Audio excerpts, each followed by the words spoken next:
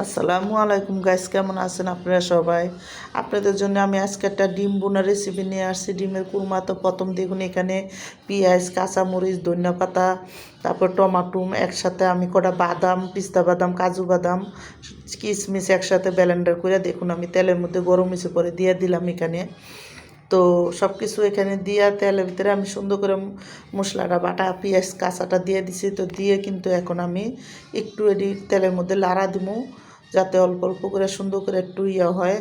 তো লাড়া দিয়া এখানে আমি কিন্তু দেখুন মশলা এক এক করে সব মশলা দিমু। তো প্রথম দেখুন আদা রসুন বাটা দিয়ে দিলাম আমি 1.5 চামচের মতন, অল্প করে 1.5 চামচ আদা রসুন বাটা দিয়ে এবার মশলাটাও দিয়ে দেবো।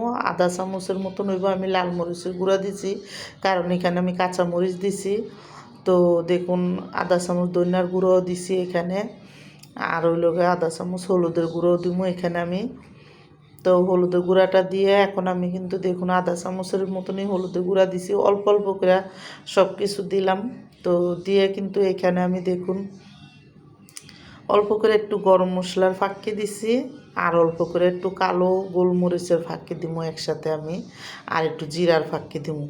তো সব কিছু আধা চামচ করে দিলাম আমি দেখুন। তো যখন এখানে আমার দেওয়া হয়ে যাব তারপরে কিন্তু আমি মশলাটা দিতে পানি দেবো স্বাদ মতো লবণ দিয়া।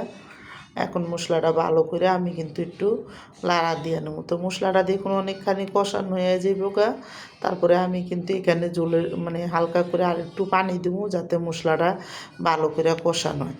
তো এই ডিমের কুরমাটা দেখুন এইভাবেই রান্না করে সবুজ করে। তো দেখুন এখানে কিন্তু আমি মশলার পরিমাণ সব কিছু অল্প অল্প দিছি। তো মশলাটা কিন্তু তেলে আগে ভালো করে একটু ভাজা নিছি, তারপরে কিন্তু দেখুন যখন ভাজা মশলাটা তেল তেল উঠে গেছে গা পুরা, তখনই কিন্তু আমি ডিমটা উপরে দিয়ে দিব এখন। তো আমি কিন্তু ডিমটারে ভাজি নাই, এইভাবেই দিছি। আমাদের ডিম ভাজলে শক্ত হয়ে যায়, এই জন্য আমাদের ঘরে কেউ খায় না, তো আমি দিই না। আপনারা ভাজা দিলেও দিতে পারেন, কোনো সমস্যা নেই। তো এখানে ডিমটা দিয়ে কটা কাঁচামরিচও দিয়ে দিলাম আমি।